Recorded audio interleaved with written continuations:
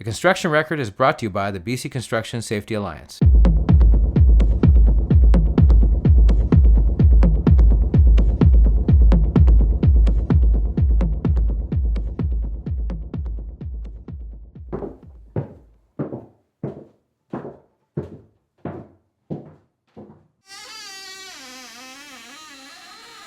Hello, everyone, and welcome to the Construction Record Podcast. This is Vince Versace, National Managing Editor of the Daily Commercial News and Journal of Commerce, joining you today.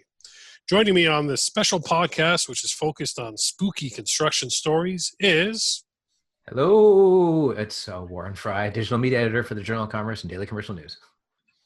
And Peter Kenter. Oh! Longtime freelancer and horror aficionado who will turn any story for DCN into a movie story at the drop of a hat. Perfect. Could that lineup get any better than that, folks? Well, thanks, guys. It's an interesting opportunity. Our podcast is dropping on October 30th, the day before Halloween. So why not have our first ever Halloween special on the Construction Record? And no two better people, folks, our listeners, our loyal listeners, to hear from than Warren and Peter when it comes to movies, let alone haunted movies, spooky movies, scary movies that have a construction theme. I'm a great fan of both. Sometimes a tenuous one, but And those of you that have been avid readers of the Daily Commercial News and Journal of Commerce over the years would have noticed we do a haunted construction story every year. Not because it's me, but I like to think I started the tradition when I joined as a writer at the DCN, kind of always trying to dive into kind of a cool, spooky construction-related story. Did stories about the Winchester House in San Jose that's haunted. Did stories about U of T's famous mason that haunts the grounds, Reznikov, who was killed in a battle over the hand of a lady. And but then after that I've had Peter as our freelancer pick up the mantle. And Peter, you've written quite a few kind of cool and interesting stories for us over the years. Yeah, I did. And one of the challenges that I took up from you, Vince, was to write any story involving construction and The Walking Dead. And I didn't. After a lot of work, I did manage that story where I interviewed the construction manager of The Walking Dead. So it was one of the feathers in my cap. Oh, I would say. And I literally almost fell off my chair because Peter remembered my challenge. You know what I mean? Can you get The Walking Dead into the Daily Commercial News and Yes, I Commerce? Yeah, so we could put Rick Grimes on the cover, and we did. Yeah, we did. We got him in there. Rick and Carl. But here we are with the Halloween stuff. And once again, today, if you're on the DCN and JOC website, you'll notice Peter's recent spooky construction story. And as you know, once you put the kiddies to bed Saturday night, there isn't going to be a lot of trick-or-treating happening this year. But if you're looking maybe to binge some cool construction-related haunted stories and ghost stories, you come to the right place. And I got the two guys that can give you the best advice and recommendations that you'll find anywhere. And but I'll just start off with what I think of construction. And I think this is kind of a movie we all love that has that speaks to our industry. But I think of Poltergeist.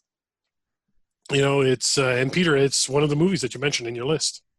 Yeah, absolutely. And it is one of those things where you've got that classic line, "You moved the cemetery, but you left the bodies, didn't you?" It's the one thing that you know that if you build on a cemetery, it's just not going to turn out well for you. And there's really nothing you can do until this thing comes to a hideous climax. The moment you build on a burial ground or a cemetery, things are going to go south for quite a while in the film before they get better. And Warren, you were saying you had just watched this recently, just a couple days ago. My girlfriend hadn't seen it. She was forbidden to see it as a kid, and I remember seeing it back as a kid and loving it.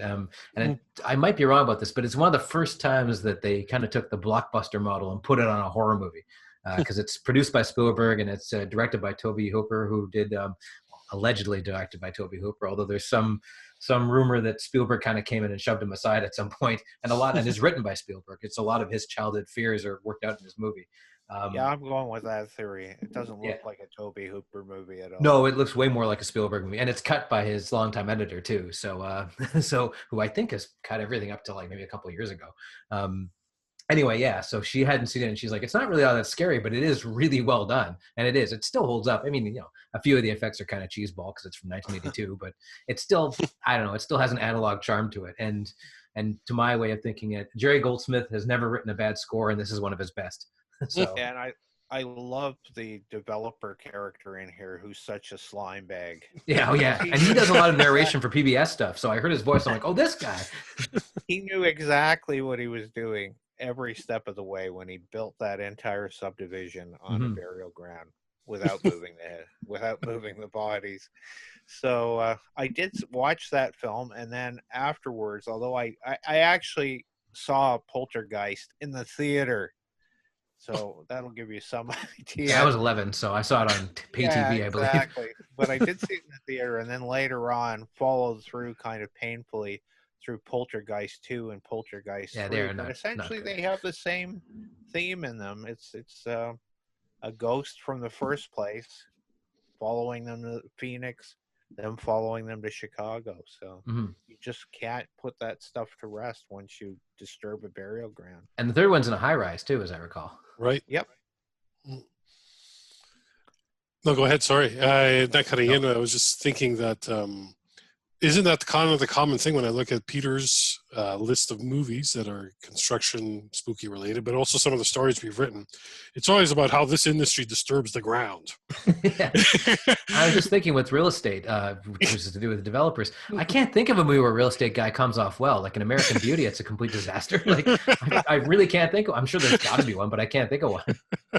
No, you're right. The thing is that there may be some dreadful thing that happened on the property where something is built, but it's always the developer who knows and pushes those construction guys, who are usually innocent, pushes them to build this building on the site. And it's essentially that sin of moving forward that causes the haunting.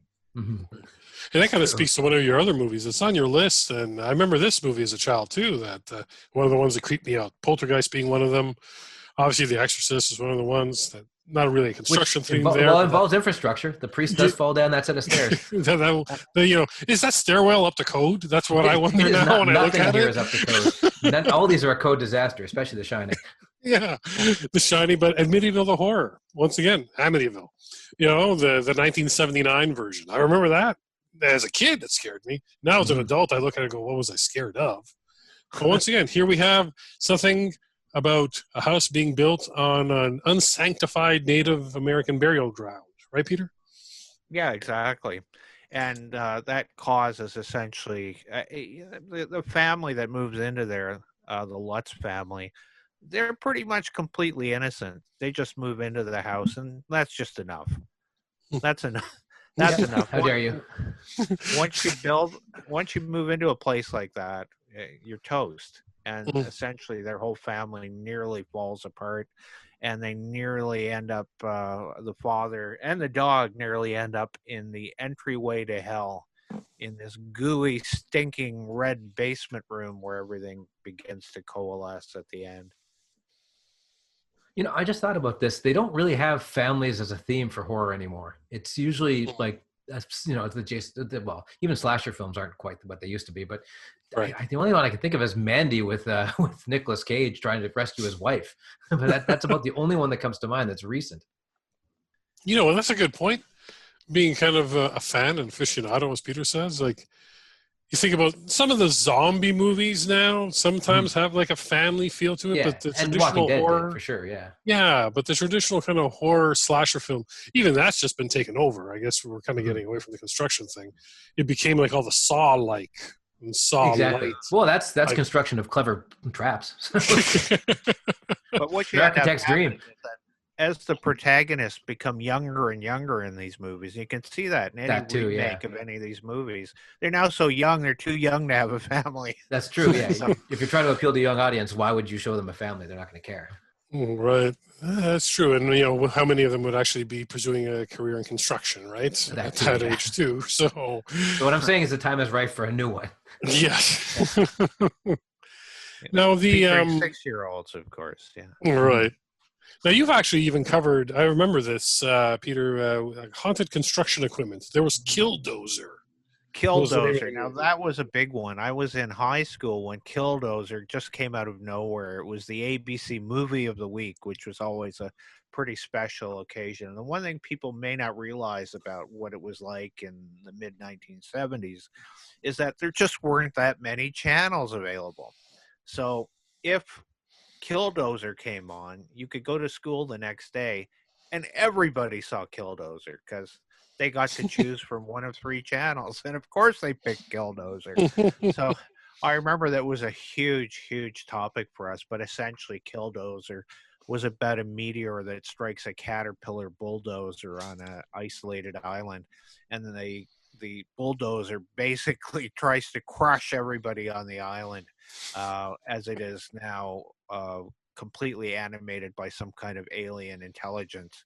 Now it's slow, as a bulldozer tractor is, and so people have to really act in order to kind of move as if though this thing is pursuing them. But it was pretty tense. I did enjoy it, and as I remember saying about the Killdozer movie, the worst place to hide if you're being chased by a Killdozer is inside a corrugated pipe, because essentially you just get squashed like a sausage if you go in there.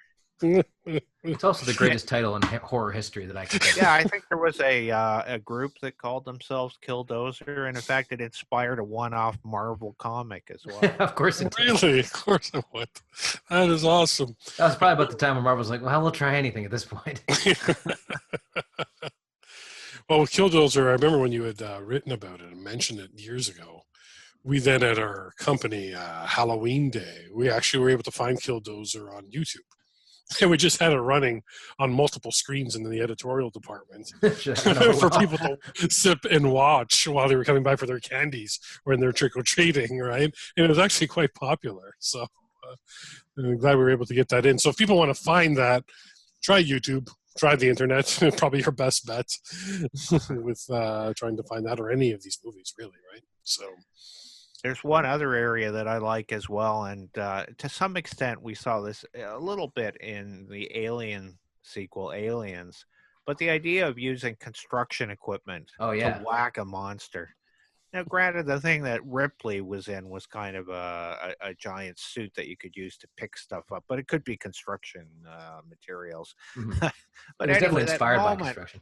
Yeah, the moment where she starts mashing up the alien queen with that outfit is just absolutely satisfying. And I remember older films like Dinosaurus and the Crater Lake Monster, and essentially this would be moments where somebody gets into a crane or gets into an excavator and starts beating up a dinosaur with it.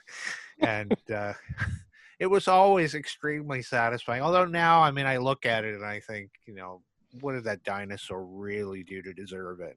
As a kid, it was pretty heroic, though, to see that happening.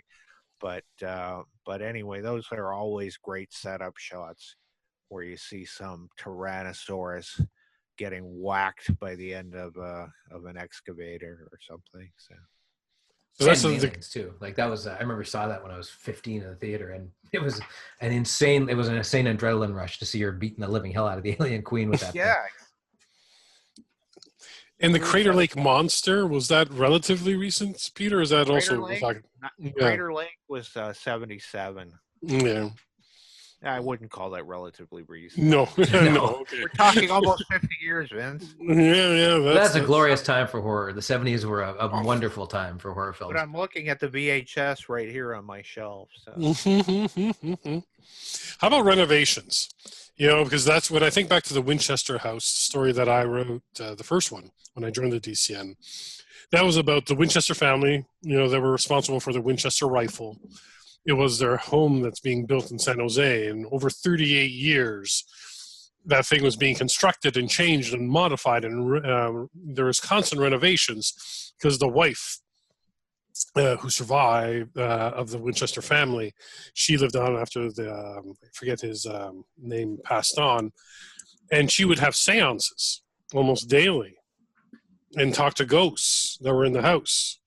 And that would her instructions to the carpenters and the masons the next day on how they should continue their renovations and remodeling of the home. That's why this home was crazy. You just Google Winchester House. Mhm. Yeah, Stairwells that they never stopped building it.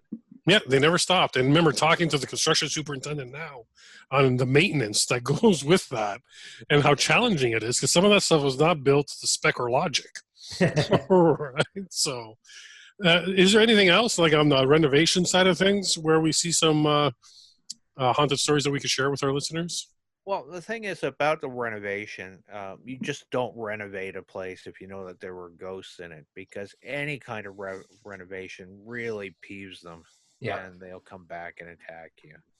The one that I remember the best was, at least it's within the last 2 decades, Vince, is a movie called Session 9, where there is a hazmat crew that's trying to remove asbestos from an old mental hospital. And they'll get a bonus if they can clear the place in 5 days, but the stress is so great that they find themselves completely overcome by the presence of ghosts that basically turn one of the guys into an insane murderer.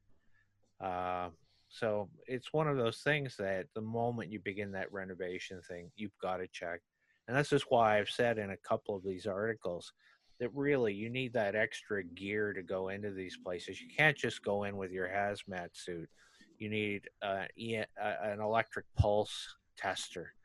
You need to have a psychic come in and clear the place before you begin any of this stuff. Yeah, you got a lot of ectoplasm in these walls here. Yeah. Ghostbusters, right? So I was going to mention, the climax of the story. There's a line, Ray, just for a moment, remember that I don't know anything about, or pretend I don't know anything about chemistry or physics or metallurgy. And Dan Aykroyd goes, you never studied. And it's because the building, that I can't remember the name of the guy who built it, but he built it to bring in Gozer, and it's all built on arcane principles. So it's architecture in the service of ghosts. That is excellent. Oh, interesting. But with the haunting in the movies that are kind of creepy. I know, they're tenuous a little bit, the stretches that we're making, but it's funny though when you start to look at it and you look at our industry, it does intersect with the horror film genre and the haunting genre. Like I think of The Shining, right? Like incredible movie. The original, 1980, right? The Haunted Overlook Hotel there. That had a construction hook as well, right, Pete? Yes, it was built again on that ubiquitous Native American burial ground. Mm-hmm. Again, we couldn't say for sure that's what drove Jack Nicholson over the top, but, it could be one of the causes. Definitely that place was built bad.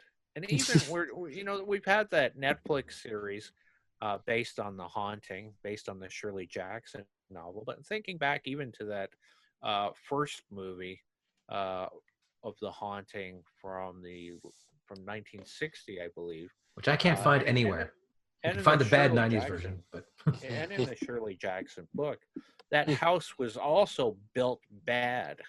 So essentially, one of the things was that people found it disorienting because there were no true angles built in the building. Everything had to be off, so that doors don't stay still, windows don't stay open, and anybody who walks into it is completely disoriented.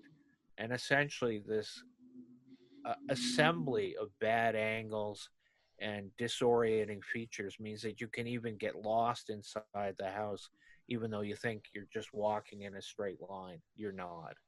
And that's the way that it was built. There's a lot of bad feng shui in that space. Any feng shui in there. It's shui it out. It's like, I'm done. And the theme of built badly, we've joked about it. I know even with my friends now too, when I watch some movies. Not that I've cover the industry, maybe a son of a carpenter, but I don't profess to know everything about how to build everything well. But we've talked about it before, Peter, and we look at like zombie movies, just how frustrating it is, as you said once, to watch characters in films like The Night of the Living Dead doing really bad construction work. Yeah. You want to Exactly. elaborate? They managed to find some finishing nails, which Mhm. they'll use to take the tiniest pieces of dried out scrap lumber and then nail it diagonally across a window.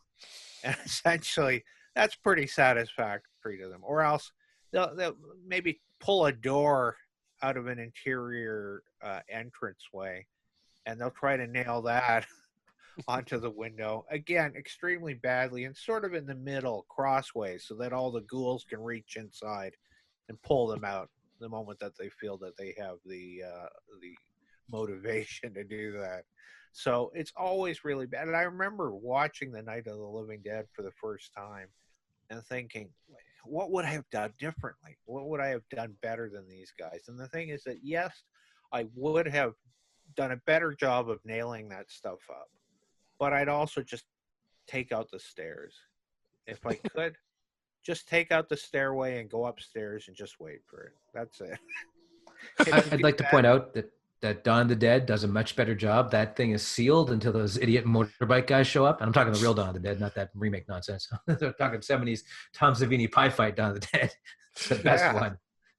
Now, Vince, I just shared a copy of Dawn of the Dead with Vince recently. It was his first viewing, Warren. Oh, Yep. You haven't seen? Oh my God, it's glorious. Yeah, no, I haven't, and that was the thing. It's like for all the zombie movies I've watched, and I'm not going to say I'm a big fan. Like I'm an avid fan, but I had never seen it. And Peter shared that with me, and I was like, I can't believe it. I had never watched this before. All right. Oh, I love it. A friend of mine snuck that into a news story. That movie is that I was in high school, but I did go and see it on opening night. I had to choose between that and Moonraker, and I told the other people. Oh, you made the right choice. No, forget. No Moonraker. No. We're going to see Dawn of the Dead. This is really important. But I was so impressed with it that I was driving in Pennsylvania near Monroeville, Michigan, and I told my girlfriend I have to go to the Monroeville Mall. Oh yeah, of course. This is where Dawn of the Dead was filmed. And so the place in the movie where they built the divider that kept them hidden from the zombies and the motorcycle gang, I went down that specific hallway to take a look around, and it was still fairly close after the movie had been out. Mm-hmm. And I'm starting to walk around there, and I'm actually getting a bit creeped out walking here. And I'm thinking, I'm not going to look behind me. I'm not going to do that because there is no reason to. There are no zombies here. There is nothing in this corridor. And yet I just kind of looked over the corner of my shoulder, just the corner of my eye, and there what I see is some guy who's, I don't know, maybe he hurt himself or he had an athletic injury, but he's limping down the hallway towards me, and I couldn't do it. I couldn't actually stand still in that hallway that they had built, their barrier, and have this guy come close to me. So I actually chickened out and ran the other way. Well, that's pretty cool. It's anything can creep you out, right? You know, like I grew up in an old home in downtown Toronto that was over 100 years old, and you know, like houses settle, houses creak, houses make noises, they moan, and but I never can quantifiably say I've had an experience that I thought was otherworldly or ethereal with having to do with ghosts or haunting or anything like that. Well, I would say I did. Okay. Now, I'm not saying it was a ghost, but I am saying that I can't explain it. Now, it was a house by the cemetery. I actually lived right next to a cemetery. The back of the house backed right onto the cemetery. But we were living in this house. I had an office in the basement, and my wife, who is an illustrator, had her studio on the top floor of the house. And I'm working downstairs, and right above me is a large glass bookcase on the main floor. And it's about 6:30 in the evening, and suddenly I hear it fall over. I mean, it is no doubt to me that this is the bookcase falling over on top of the floor above me. I'm hearing the glass shatter. I'm hearing the vases rolling on the floor. I'm hearing the spread of the glass on the floor above me. And I'm like horrified. I run upstairs. I say to my wife, "Are you okay?" She runs downstairs and says, "Are you okay?" And we look around. There was nothing. We spent a half an hour looking for anything that had caused this noise and couldn't find anything that could remotely cause it. So the next day, my wife wanted to go and visit her mother, so I drop her off and come back. It's around 6:30, maybe around 6:45. Bong! Crash, tinkle, tinkle. Exactly the same noise, exactly the same spread of the glass, exactly everything identical. And I go upstairs, and of course, nothing. So I'm not saying that anything happened after that that was particularly scary, but those two incidents at roughly the same time in 2 days in that house, at least it was inexplicable. Very interesting. You gotta wonder. In one of my first publications I wrote for was called The Topical Life. And there was always this story in the community about the haunted Royal Canadian Legion at the corner of Queensway and Royal York, it was. So I used to have this column where, I'd spend a day in the life of somebody in the community, you know what I mean? Following somebody along while they do their job, you know what I mean? Garbage man, snowplow driver, whatnot. So we kept on hearing this story about the Haunted Legion, and that apparently it had been featured once even in Reader's Digest in the early 80s. And a reporter from Reader's Digest tried to stay there overnight and ran out screaming, right? So I decided, you know what, I'll do my little ghost busting. I'll go spend the night in the Haunted Legion and write about it. And at this point, I'm a pup reporter at the time, and so I asked, because I have a couple of friends that are into aliens and zombies and all that type of stuff, I was like, can I have a couple of my friends stay with me too, right? Just as witnesses. And the Legion was cool about it. And the story is that it was haunted because that Legion back in the day, in the 50s and 40s, used to run an illegal gambling house in the back room and run alcohol and all these type of like really sordid stories of the local area. And apparently the guy haunting the Legion was one of the caretakers that used to take care of the place. And so I stay there with my buddies. So we're staying the night in the Legion, right, hanging out. And now, as a typical Legion, they run charities, they run kind of draws and things like that. So I'm walking around just to shoot some photos to compliment the piece. I bump into something, not paying attention to what I bump into. And I walk away where I'm up on the third floor at this time. And on the third floor, there's the bathrooms as well. So I go back down to the main floor. And one of my friends that was staying with me needs to go to the bathroom. So I tell him, like, hey, it's up on the third floor. Go. He gets up there, starts screaming and running down. Right? He's like, oh my God, it's moving, right? And I'm like, what's your problem? Right? He's like, the raffle drum, it's just spinning and spinning on its own, right? So I have this moment where I'm standing there, right? It's like, this is one of my dearest friends, right? Who's really scared, genuinely scared. It's like, do I keep playing it up like, or do I actually admit it to him that it was me? Or like I bumped into the dang thing. So it's coming downstairs, right? So I stretched out a little more to see, like, asking him, well, what do you want to do? What he's like, I want out of here, man. I'm not staying here tonight. There's no way, right? I'm like, it's 2:30 in the morning. I'm not driving you home. What are you going to do? Right? The TTC's not running. And then to look on his face was so bad, it's like, I had to tell him the truth, right? That's the closest I've come to anything like that. No apparition appeared. We just got really cold, staying in the old Legion overnight. Sunrise came, we went to a Greasy Spoon and just had a laugh, right? And that was it. That's pretty great to me, actually.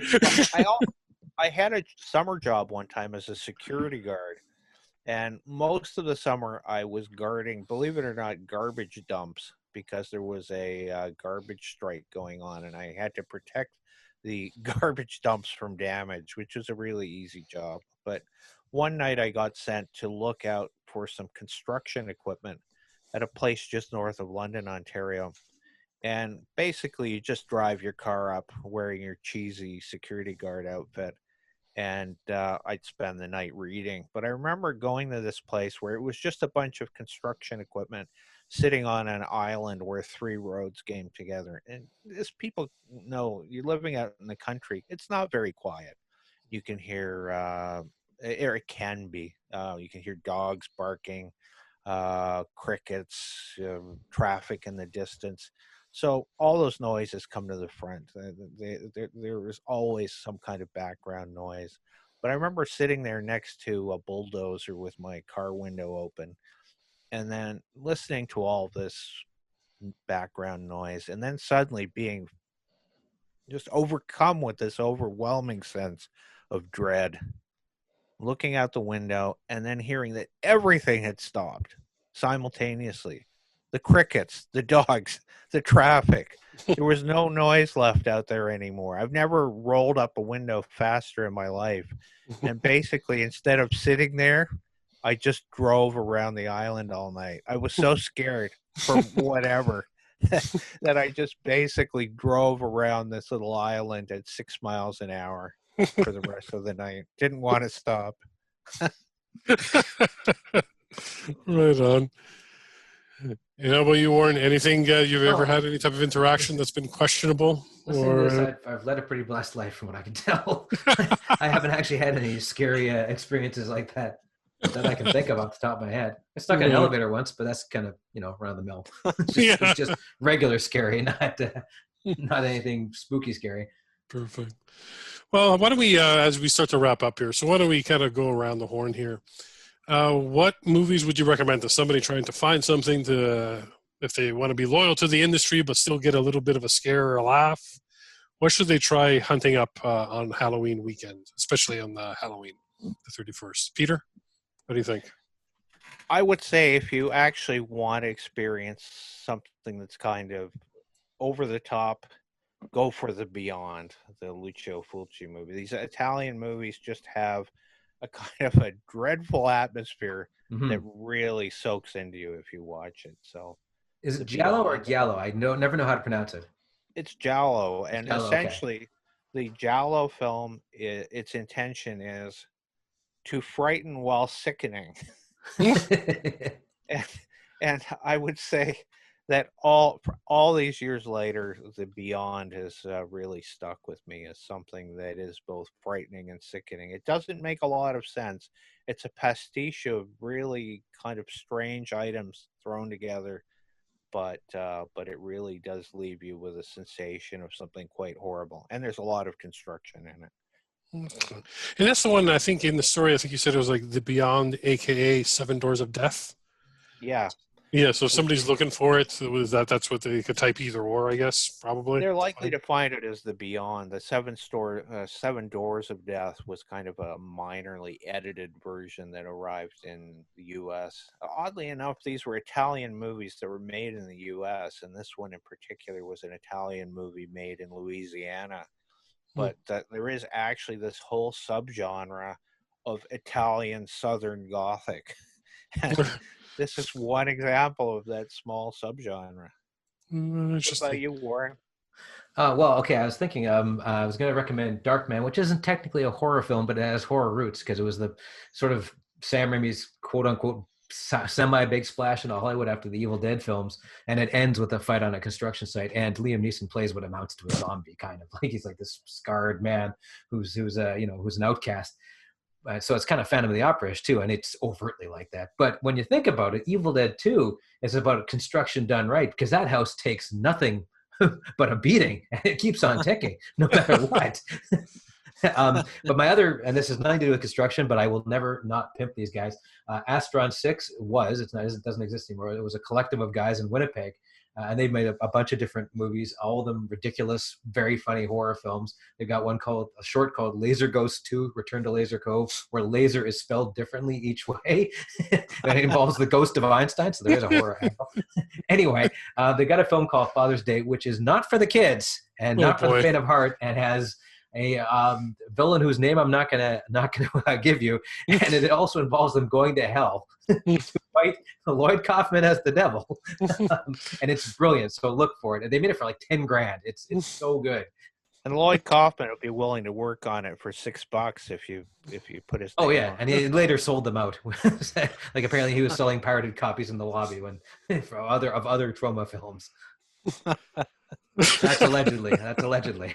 Now, Vince, what's your recommendation? My recommendation, well, the tried and true, you have them listed. Like, I mean, The Shining and for me, The Poltergeist, you can't go wrong with either or. But I'm going to recommend something I haven't watched, but it's in your story, Peter. That's been published today, the day before Halloween. Not Poltergeist. I got to try getting my hands on this. This is called Poultrygeist. Another Night film. of the Chicken Dead. It's a 2006 film. Let me read how Peter Kenter described this in his story. It's enough for me to try to get my hands on it. It's hard enough to start a successful restaurant without building it on top of an ancient burial ground. The owners of fast food chain American Chicken Bunker and their unfortunate employees and patrons soon discover the possessed fried chickens aren't the pushovers they're cut up to be. Is this real, Peter? Yes, it is a real Troma movie, and essentially that is what it's about. These guys have built this restaurant, and basically it's a militarized fried chicken restaurant. So it's got military themes and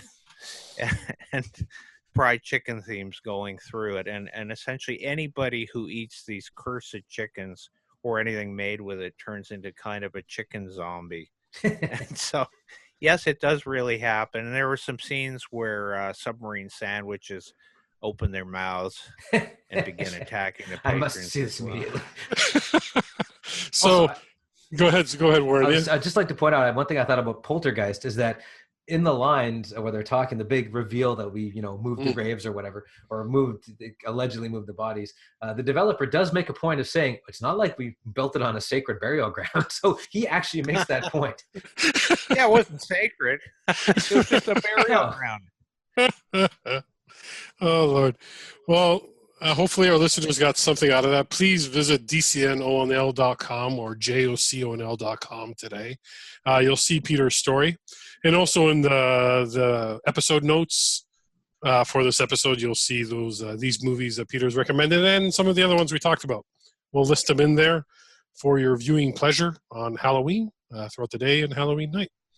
So with that, I want to thank you guys. It's the first time we've pulled that off. Possibly the last. A lot of fun. I really enjoyed it. Yeah, no, a lot of fun. Peter, thank you so much over the years for digging up these stories, because they always track well. People are interested in them, and also for making the time to join us today. I really appreciate it. Thank you, Vince.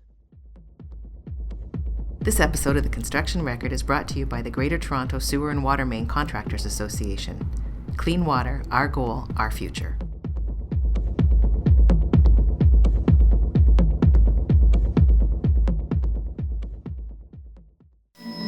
There he